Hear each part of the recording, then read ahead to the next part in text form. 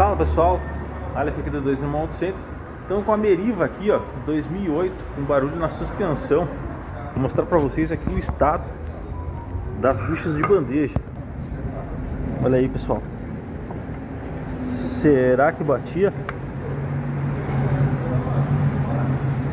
Vamos estar fazendo a substituição das buchas de bandeja e já vamos fazer também a troquinha da coifa da junta homocinética já.